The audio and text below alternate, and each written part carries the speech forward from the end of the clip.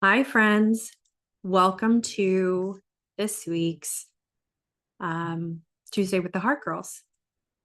And I'm super excited about the topic today because, I talk a lot about rewiring your nervous system in my social media posts. And it really is kind of a core message, I think, from me to the world because of my experiences. And I fully believe that we have the ability to change everything about our lives if we get into the right space for it. And so today I just wanted to bring a talk to you, and it might be something that hits very hard. And if it's not something that maybe hits you very hard, you probably know somebody who lives in overwhelm and how that's become their default setting.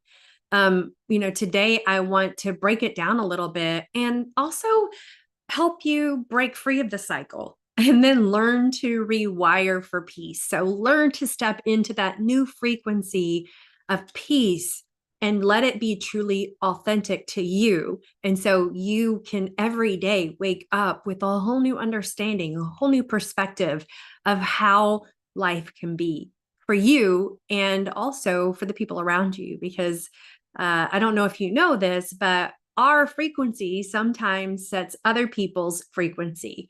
And if they're not aware of like how they're feeling, and if there's somebody who is more of the uh, like temperature instead of setting the thermostat, then they may find themselves like almost bouncing off of your frequency. And I've learned that changing my frequency has really changed the whole frequency of my family, of my home. And so I can remember a time, and, to be honest, it wasn't that long ago, like less than 10 years ago, probably close to about 5 or 4 years ago. I would get completely spun out over something as small as my husband leaving dishes in the sink. And and literally it was just like snowball, and all of a sudden I was in this space where I was so angry and so frustrated. I mean, it's embarrassing to say, but I might even like throw a little fit and kind of move things kind of harshly. And he might say something like, "What's wrong with you?" Or "Are you okay?" Or "Are you upset?" And I would say, "No, I'm fine." Because deep down, I knew it wasn't even about the dishes at all. I knew it. I just didn't know what it was about. I just knew it wasn't about that one thing. And if you feel like you're always like one small thing away from snapping, or like your brain never really turns off, you just keeps going, like you can't relax, you can't sit still and experience just that moment, because there's always something in your mind taking you back or moving you forward to what might happen or what you need to have done, then this might not be your personality. It might be your nervous system stuck in overwhelm. That's what it was with me. I was stuck in a place that I did not know how to get out of.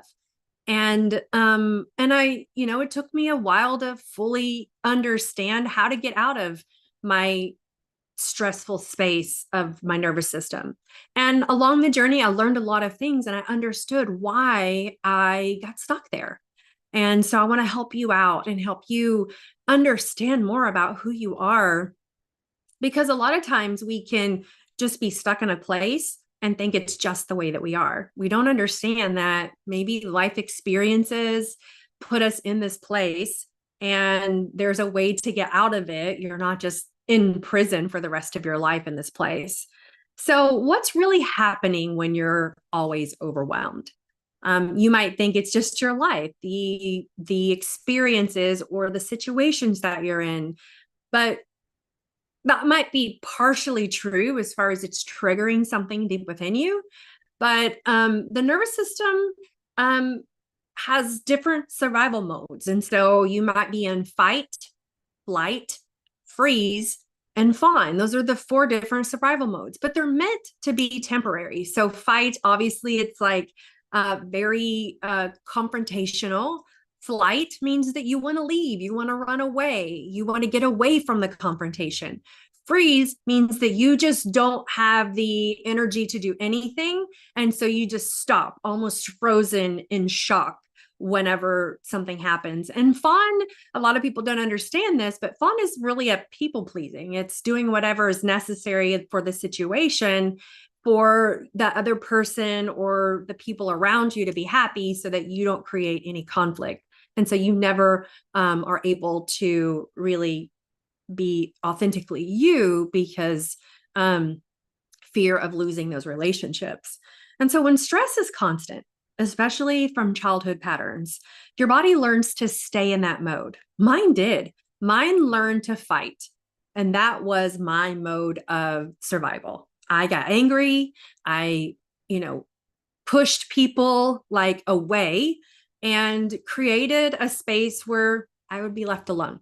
Nobody wants to be around the angry person who's pushing every single button and saying things that is just, not kind. And so I created this space where I thought I was safe because it was the way that I had learned to make myself safe. And so maybe some of your symptoms could be like trouble making decisions. You could be stuck in a perpetual kind of like spinner wheel, like you just can't make a decision. And they're just small decisions. It's not like these real big decisions. You just have trouble making small decisions about like where to eat or what to wear. And all of these little small decisions, it's like you need other people to help you make the decisions. You could be stuck in survival mode.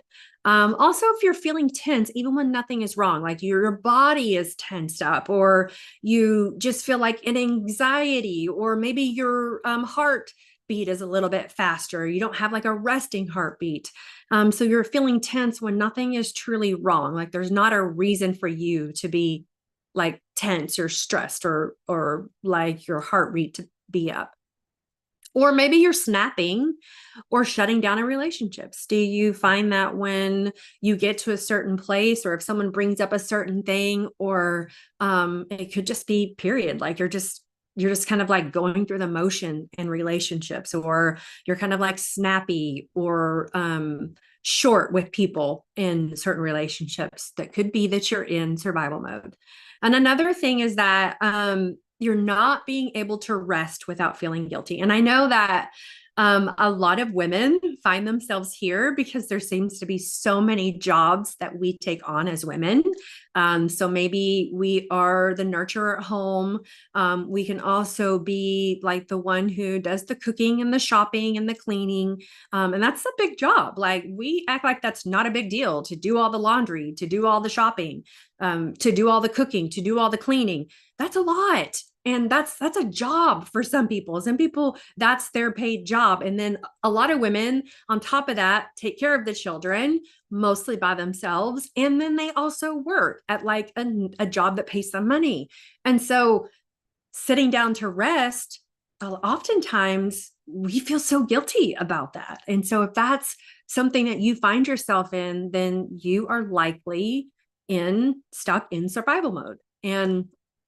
And so why do we get stuck here? And that's the question that I asked for so long. Like, why is it that I can't seem to get out of these patterns in life? Like, why is it that I get stuck almost like quicksand, I can't move out of this overwhelmed feeling? And so there are three reasons, main reasons why overwhelm becomes the default. So the first one is an unfinished stress cycle. This is when something happens where you get this, jolt of cortisol, something that causes your attention to go to it, like tunnel vision. So it could be something as simple as, you're shocked because someone cut you off in traffic. And then there's like this shock, and then maybe there's this angry feeling. And then you tell yourself, oh, I can't feel this way. Like I'm not allowed to feel angry. And so you shut down that emotion and don't let it fully process. It could be that something happened and you lost something. And so there was a grief cycle you need to go through, but you didn't allow yourself to fully process through that. It could be that there was a stressful time in life and you weren't able to really process through your emotions, but you never went back to allow yourself the space to heal through that. So there's a lot of things that happen in our life where we just have unfinished stress cycles, where our body was never allowed to fully process through the stress. It could be a lot of us, like, we start crying and we don't want to cry in front of people or at that moment, and so we shut down the crying, but we never really go back to love ourselves and give ourselves the space to fully process through that. The second thing is, maybe you have like old survival patterns. This was me. So I had to be hyper alert as a kid, and it was my normal, and it became my normal moving into adulthood. There's a lot of different coping mechanisms that we use as children. It could be for a season, or it could be for our entire life, that we just get stuck in.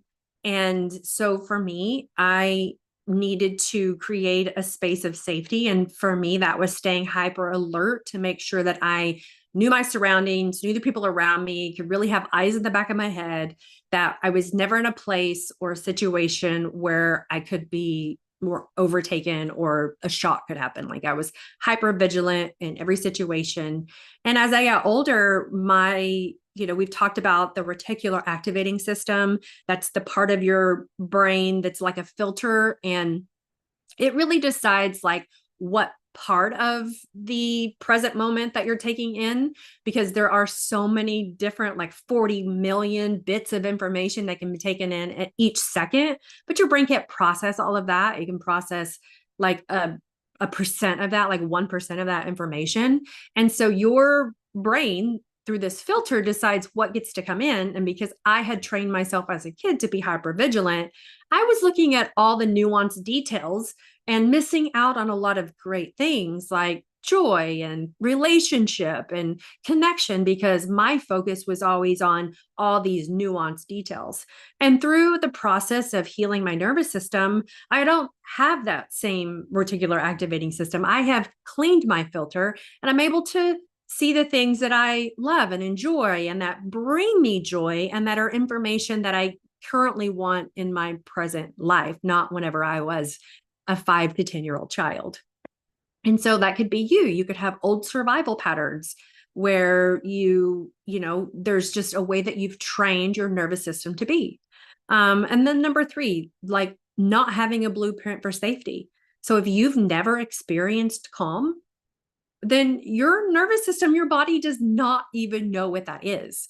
And so we need to give ourselves experiences where there is calm and label it, like make it known that this is what we want. This is what we want our default space to be like. And so if you've never experienced what calm actually feels like in your body long term, then you'll need to teach your body what calm feels like. It's like a reparenting or a reliving of our lives through today's understanding. We're using today's brain. So I am almost 50. I will be 50 next month. And so just side note, I'm spending the next like 6 weeks focused on the things that I'm grateful for that I've learned, and the things that I want to step into in my next like half century life. And so what you'll want to do whenever you're having these experiences, say with its unfinished stress cycles, then you want to go back into those. If there was a time where you know that it was very stressful and you never really processed through that stress, you want to go back and just be there for yourself. For me, I shared several weeks ago about when I was in my early 30s and I had really a huge stress moment in life. Like, it lasted for quite a while, but I never went back and really connected with that part of me. Like, I didn't process that old stress. I just kind of moved on. So I went back and did that, and that was so healing. And then if you have old survival patterns, one of the things that you want to do is, notice what that was. Like, what was the old survival pattern that I have? What do you do today that doesn't work for you, like doesn't fuel you, doesn't help you move forward, something that maybe keeps you stuck or stops you from being able to be your full authentic self, your best self. And then if you've never experienced safety, having those moments of calm and peace, even if it's for 5 minutes, start really small, because a small step is still a big step whenever you look at it from, backwards. Like that one step gets you moving in the right direction. And one of the ways that you can do that is just put on one of our guided encounters. Go on our YouTube. If you're watching this on our YouTube, which we do these lives on our YouTube channel, The Undivided Heart, then you can simply just go to where it says guided encounters playlist and click one of those and let yourself just be connected to your body, to yourself, to your God, and really begin to feel what it feels like to be in calm. And each one of these, you may have all three. I did have all three. You may just have one of these, and that's where I would start. If you have all three, just start with the one that's most prevalent to you. And it could be that you just never experienced calm. Let's start there.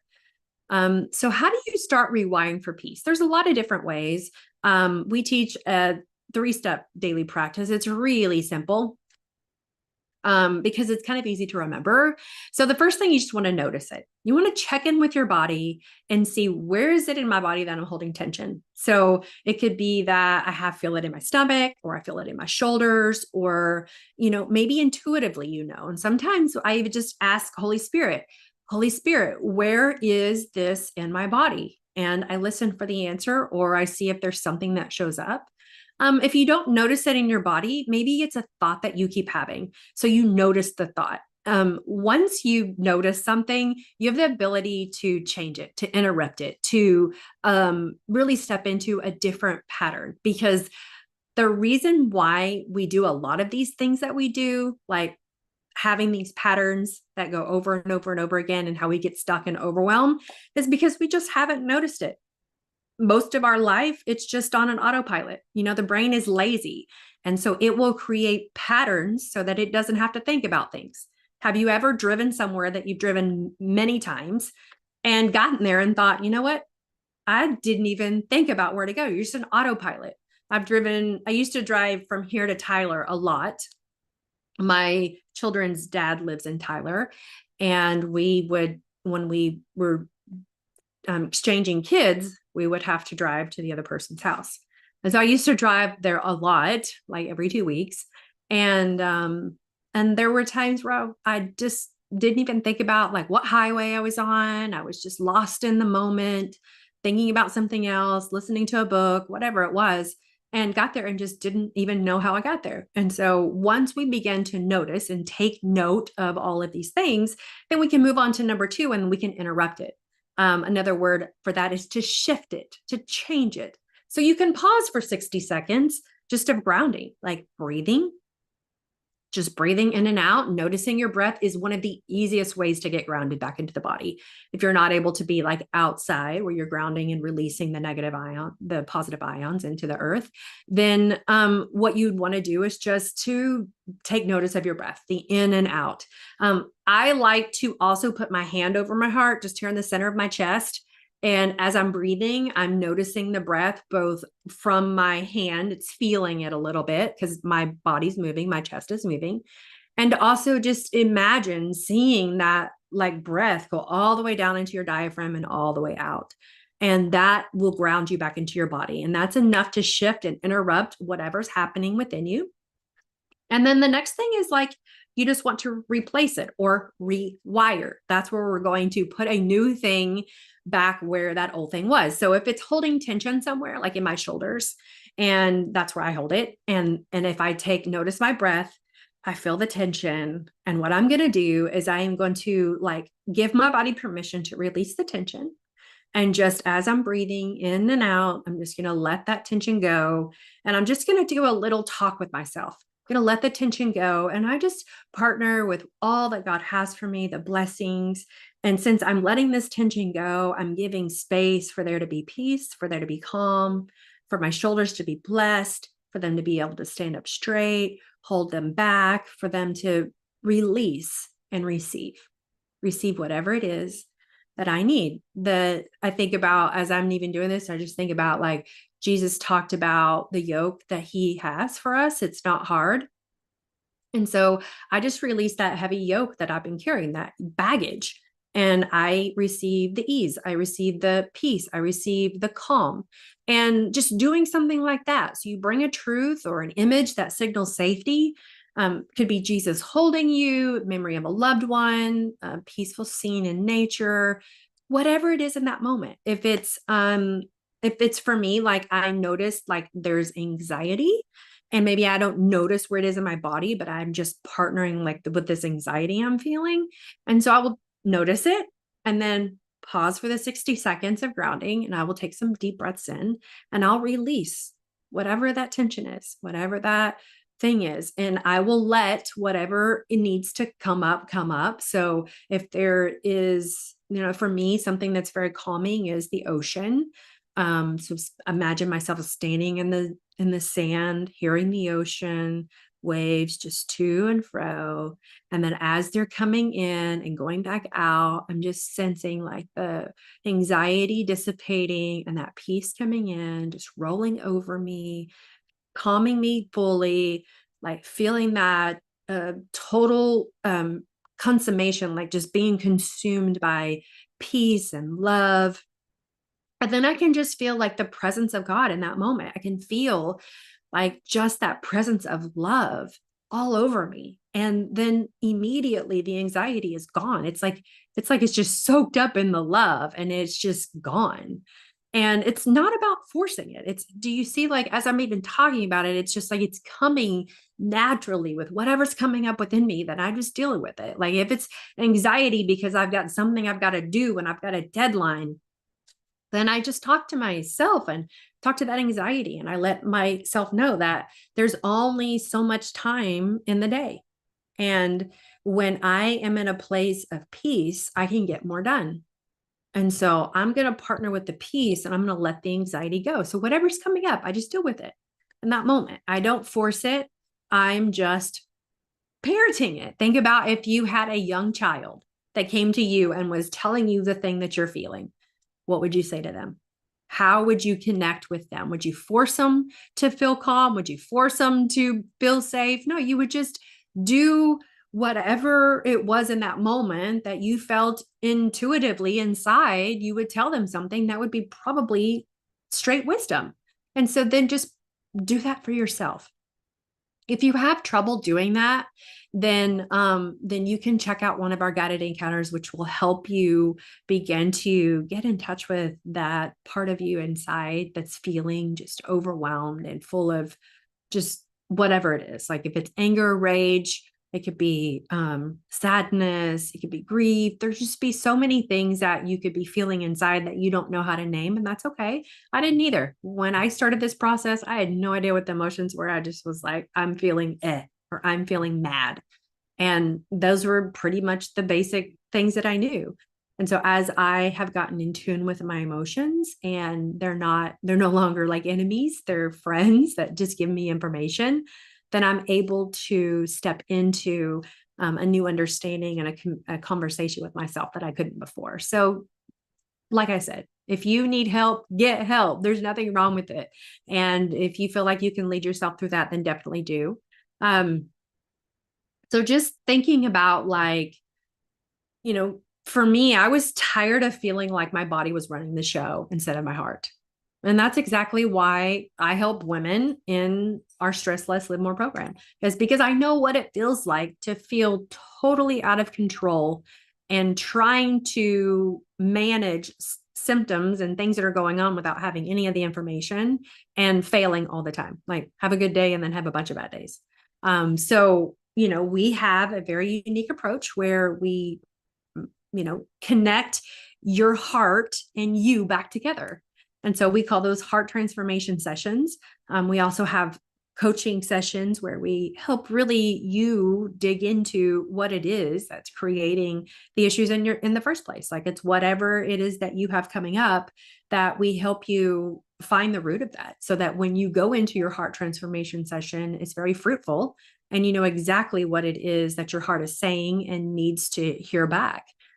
We also offer somatic breath work to release stored stress. These are amazing 1 hour sessions that will take you through a whole journey of the somatic breath works. And what it does is it helps release stuff that's stored that you don't even know. Like it could be in your hips. A lot of women carry stress in their hips, even in your sciatica. Like there's like a tightness in all of that, in your back, in your shoulders, some people in their chest, just in all different places within our body. And so it really does break that stuff off and helps you just to feel so much better. And we also have a lot of practical tools to reset your nervous system daily. So we're going to walk you through a full process of uh, a daily routine, that's not hard, something you can do anywhere, that will help you step into your true authentic self. So peace isn't something you earn by getting everything under control. It's something you can create from the inside out. Even if nothing in your life changes, peace is possible. It's one of my core beliefs is that you can create peace in your life literally in a day. So if you are ready to make the change, let me know. And if you want to step into some of the free resources we have, go check out our website and you'll have links to all the stuff that I talked about. Our website is theundividedheart.com. And I really hope that today really helped inform you about where this stuff comes from and things that you can do even starting today that can help you get pulled out of that space of overwhelm. I know that in a lot of the clients that I work with, that oftentimes it's just being able to have someone sit across from you, hear your story, help you understand where this stuff's coming from and how you can step into it instead of run away from it and be a part of healing it. Because that's what's so important. Your heart is yearning to be heard and to be healed. And it's just stuck. And that's okay. There's nothing wrong with you. You're not broken.